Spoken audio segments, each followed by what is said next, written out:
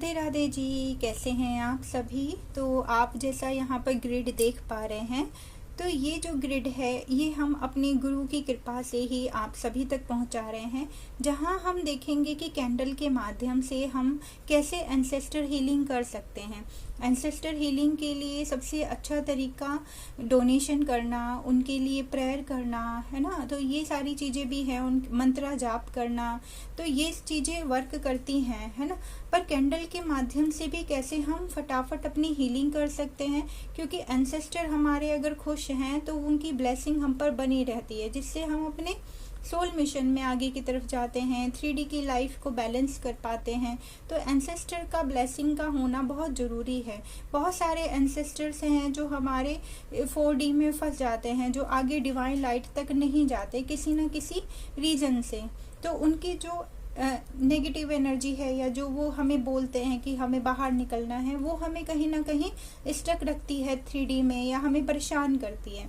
अब यहाँ पर कुछ एंसेस्टर हैं जो मुक्त हो जाते हैं, जो स्टार ऑफ एंसेस्टर हैं, एंसेस्टर ऑफ लाइट हैं, उनको हम बोलते हैं। तो वो हमारी हेल्प करते हैं हमें अपने सोल मिशन में, ग्रोथ में।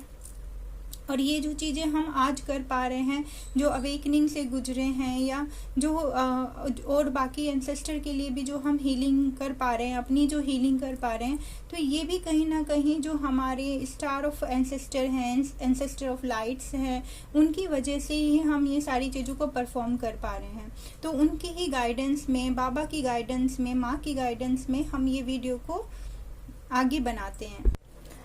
साउथ डायरेक्शन में अगर आप डेली कैंडल लगाते हैं अपने एंसेस्टर की हीलिंग के लिए, उनको डिवाइन लाइट से जोड़ने के लिए, तो ये भी बहुत अच्छा वर्क करती है।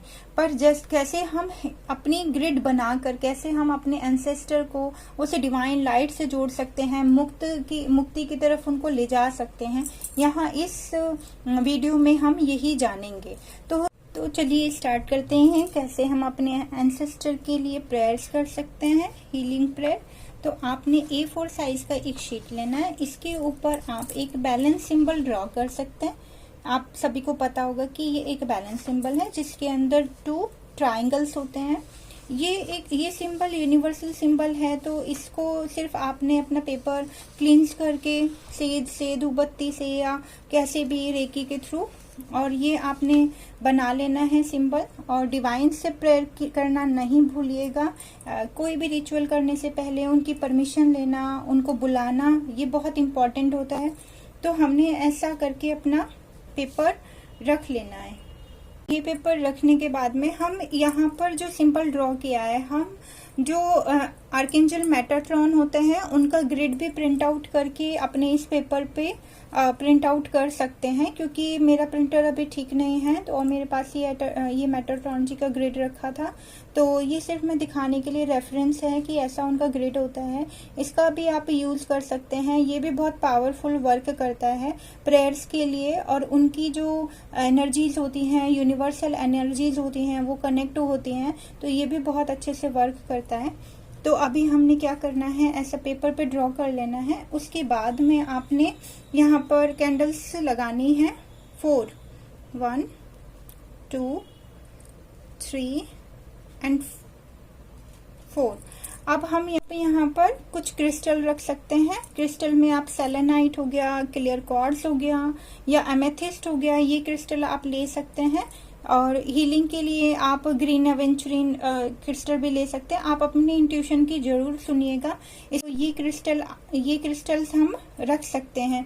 उसके बाद एक जो कैंडल लेनी है, ये हम सेंटर पॉइंट पर यहाँ पर रखेंगे। तो ऐसा करके हमारा एक ब्यूटीफुल सा ग्रिड रेडी हो जाता है, जैसा आप देख रहे हैं, है ना। और ये कैंडल हमने रखी हुई है अपने डिवाइन एनर्जीज के लिए, अपने गुरु के लिए। तो ये जलाना ना आप भूलिएगा, क्योंकि सबसे पहले उन्हीं की प्रेजेंस में अगर हीलिंग करते हैं, डिवाइन टच में हीलिंग करते हैं, तो इन्हीं की डायरेक्शन में अपने एंसेस्टर को लेकर जाना है। तो इनका होना, इनका आशीर्वाद होना, अपने गुरुओं का आशीर्वाद होना बहुत जरूरी है।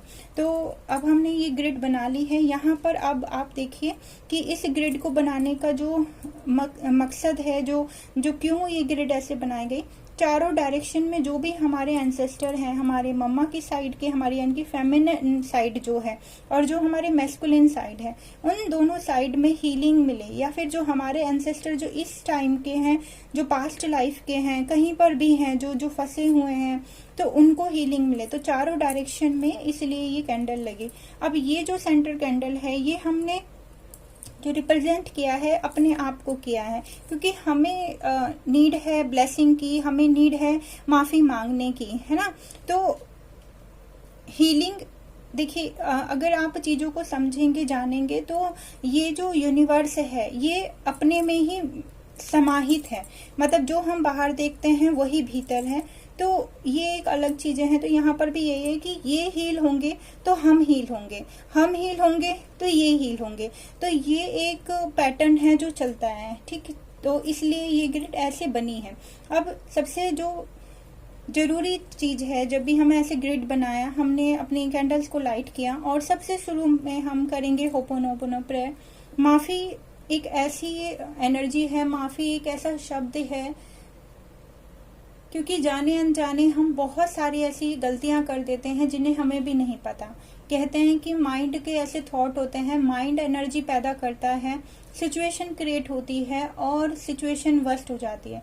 जैसे ही वो नेगेटिव थॉट चला जाता है तुरंत से चीज़ें नॉर्मल हो जाती हैं। पर उस टाइम पर किसी को बोले हुए शब्द, है ना, किसी के द्वारा किसी के लिए किए गया गलत कर्मा, वही कर्मा क्रिएट होता है, वही बन जाता है। तो इसलिए अगर कोई सिचुएशन कभी भी ऐसी बनती है जहाँ क्योस हो रहा है, आपको रास्ता नज़र नहीं आ रहा है, जहाँ आप सही और गलत की डिमांड कर रहे हैं, जहाँ आप ये सोच रहे हैं कि वो पर्सन गलत है या मैं सही हूँ या मैं गलत हूँ वो सही है, इन सारी चीज़ों को पोज देना एक बहुत इम्पॉर्टेंट है अपने कर्मा को अच्छा करने के लिए। जब हमें कुछ समझ ही नहीं आ रहा, कह रहे हैं ना कि गुस्सा है, वो एनर्जी ऐसी बनी है जहाँ हमें सही और गलत जानना है, जहाँ हमें अपने आप को सही साबित करना है या हमें दूसरे को गलत करना है, या अपने को इतना गलत कर लेते हैं कि नहीं दूसरा सही है। तो उस टाइम पर पोज लेना बहुत इम्पॉर्टेंट है, डिवाइन टच होना बहुत इम्पॉर्टेंट है। यही एक स्पिरिचुअल पर्सन जो आगे की तरफ बढ़ता है उसके लिए यही चीज़ें हैं कि वो कभी भी रिएक्शन से पहले पोज ले, है ना। तो यही सारी चीज़ें हमें कर्मा से बचाती हैं। तो माफ़ी प्रेयर डेली करते रहें, किसी भी फॉर्म में, किसी के भी लिए। जब कुछ समझ में ना आए, जहाँ सही गलत में फंस जाओ, वहाँ सबसे ज़्यादा इम्पॉर्टेंट होता है माफ़ी प्रेयर। ये हमने खुद अपनी लाइफ में अप्लाई किया है। जहाँ समझ नहीं आया, जब हमारा अवेयरनेस ही इतना बड़ा नहीं है कि हम सही और गलत को माप पाएँ, है ना। हमारा ईगो बोलता है कि नहीं मैं सही हूँ, हमारा ईगो बोलता है कि नहीं वो सही है, तो वहाँ माफ़ी प्रेयर बहुत काम करती है।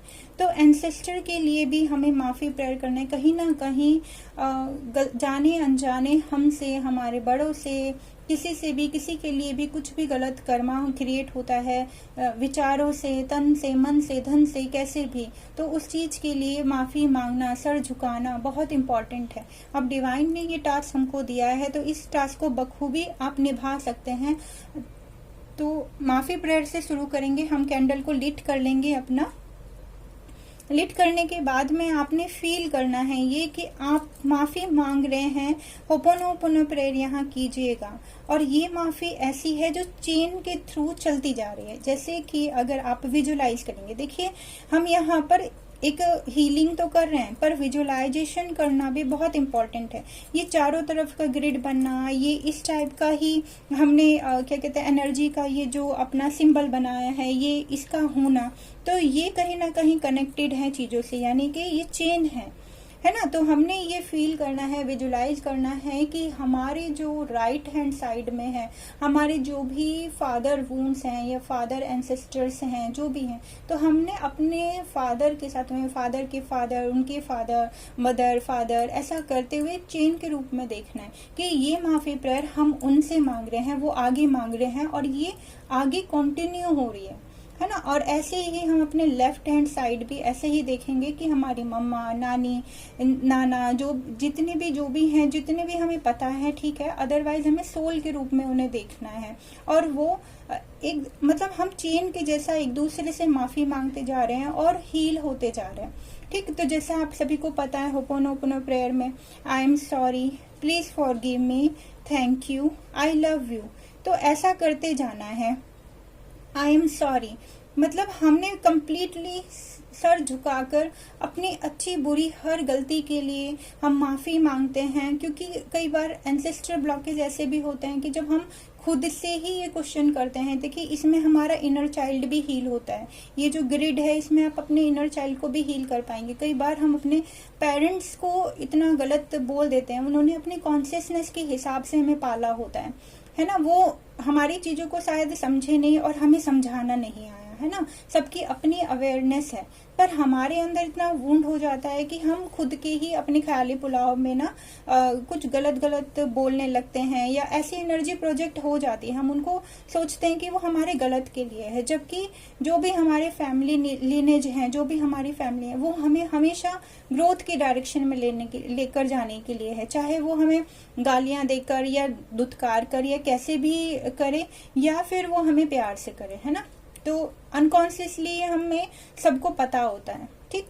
तो अब यहाँ पर हम जब होपोनोपोनो प्रेयर कर रहे हैं तो यहाँ पर हम उनसे आई एम सॉरी, है ना, कि प्लीज मुझे माफ करें उन सभी चीजों के लिए जिसमें मैंने आपको ब्लेम किया, है ना। आपकी परवरिश को भी ब्लेम किया मैंने, जो भी मुझे शायद उतना प्यार नहीं मिला, मैं वर्दी नहीं था, जो भी आपके मन में है, जिस भी चीज के लिए आपके क्वेश्चन है, उन सब के लिए आपने सॉरी बोलना है, क्योंकि अब आप समझ गए हैं। क्योंकि डिवाइन ने आपको, देखिए एंसेस्टर हीलिंग जब करता है ना कोई इंसान, उसकी एक लेवल की अवेयरनेस बढ़ती है, तभी वो एंसेस्टर हीलिंग कर पाता है। जो इंसान माफ करने जानता है वो बहुत अच्छे से एंसेस्टर हीलिंग कर पाएगा, ठीक। तो आपने माफी मांगनी है, माफ करना भी है, ठीक। दोनों काम आप साथ में करेंगे और विजुलाइज करते हुए आई एम सॉरी, ठीक है, प्लीज फॉरगिव मी, है ना, thank you, I love you. जब आप थैंक यू करते हैं तो आपको ये भी फील करना है। कई बार ऐसा होता है होपोनोपोनो प्रेयर में बहुत सारी सोल क्या कहते हैं ना कि मिस्टेक बोले या अवेयरनेस की कमी बोले, कैसे भी, क्योंकि हम होपोनोपोनो प्रेयर कर रहे हैं ना, तो इसी के अंदर क्यों है थैंक यू और फिर आई लव यू। तो थैंक यू का मीनिंग ही नहीं समझ पाते। वो सोचते हैं कि बस मुझे माफी ही मांगना है। वो उसमें ये विजुलाइज ही नहीं कर पाते कि हमारे जो बड़े हैं या जिनसे हम माफी मांग रहे हैं, उन्होंने हमें माफ कर दिया। थैंक यू हम किसी को तभी करते हैं जब हमें ये फील हो जाता है कि थैंक यू, क्योंकि उन्होंने हमें मुक्त किया है उस कर्ज से, उस बंधन से, है ना। तो हम थैंक यू कर पाते हैं। तो आपने थैंक यू करते हुए फील करना है कि यस, उन्होंने आपको माफ किया और आपने उनको माफ किया, ठीक। तो ऐसा हम करेंगे। फिर उसके बाद आई लव यू, क्योंकि लव की वाइब्रेशन, लव की फ्रीक्वेंसी सबसे हाई होती है, जो हर एक बंधन से मुक्त होती है, जहां हमें किसी को बंधन में बांधने की जरूरत ही नहीं है। वो प्यार है तो है, प्यार करने की जरूरत है ही नहीं, है ना। तो वो अनकंडीशनल लव बढ़ता जाएगा। देखिए एक दिन में ये हीलिंग नहीं होने वाली, ठीक। तो ऐसा जब आप करेंगे, आपने ये होपोनोपोनो प्रेयर करना है 108 बार विजुलाइज करके, ठीक है। जैसे भी आपको इंट्यूशन मिले उसके अकॉर्डिंग, या जो पैटर्न हमने बताया है उसके अकॉर्डिंग आप कर सकते हैं, ठीक। और आपने फील भी करना है कि ये लाइट ना पहले यहाँ जा रही है। I am sorry, please forgive me, thank you, I love you. Thank you में आप अपने आप को ना स्ट्रेंथन फील करते हुए विजुलाइज करें। विजुलाइजेशन ना बहुत अच्छी टेक्निक है। हम 108 बार होपोनोपोनो प्रेयर कीजिए डेली, और आप अपने डोनेशन तो करना ही करना है। फुल मून, न्यू मून, ये जो 2 दिन हैं, संक्रांत, इन डेज पर आप डोनेशन कीजिए अपने एंसेस्टर के नाम से। एंसेस्टर के नाम से जब हम डोनेशन करने जाते हैं ना, तो उसमें फ्रूट भी जरूर रखिए। ये का जो डोनेशन होता है ना, तो ये बहुत अच्छा वर्क करता है। तो आप फ्रूट जरूर रखिए एंसेस्टर जब आप हीलिंग कर रहे हैं। तो अपना ना तन मन धन सारा एंसेस्टर हीलिंग में ऐसे लगा दीजिए। ये इसको ऐसा मत सोचिए कि अच्छा कुछ अभी कर लेते हैं, कुछ बाद में करेंगे। एंसेस्टर हीलिंग्स, एंसेस्टर प्रेयर, उनके लिए ब्लेसिंग्स, उनसे ब्लेसिंग्स, ये सारी चीजें लाइफ टाइम चलती रहती है ना। ये तो ग्रेटिट्यूड की एनर्जी है। जितना आप ग्रोथ की तरफ जाएंगे उतना ही आप ग्रेटफुल होते जाएंगे। तो तब आपको ये सारी चीजें जोर जबरदस्ती से करने की जरूरत नहीं होगी। ये सारी चीजें अपने आप से ही आपकी निकलने लगेगी। ग्रेटिट्यूड की एनर्जी है ना, फॉरगिवनेस है, सारी चीजें ठीक। तो आपने थोड़ा सा 21 डेज तक आपने ये हीलिंग करना है। डेली आपको ये पेपर है ये चेंज करना है। जब आपकी एक दिन की हीलिंग हो जाए, आपने पूरी कैंडल जब जल जाए, आपने ये पेपर लेना है, इसको बर्न कर देना है। तो और जो ऐश बचेंगे उसको गमले में डाल दें या यूनिवर्स में आप दे सकते हैं। तो डेली आप ऐसा करके कैंडल्स रखेंगे और उसके बाद में आप हीलिंग करेंगे। ठीक। तो ये सच में बहुत अच्छा वर्क करेगा। डिवाइन की ब्लेसिंग, एंसेस्टर्स की ब्लेसिंग आप तक जरूर पहुंचेगी। जो एंसेस्टर फंसे हुए हैं वो लाइट की तरफ जरूर जाएंगे और ये सच में बहुत अच्छा है। और आई होप ये आपको बहुत अच्छा लगा होगा वीडियो, और आप ज़रूर से इसको ट्राई कीजिएगा और ये सब अच्छा होगा, सब सच में अच्छा होगा।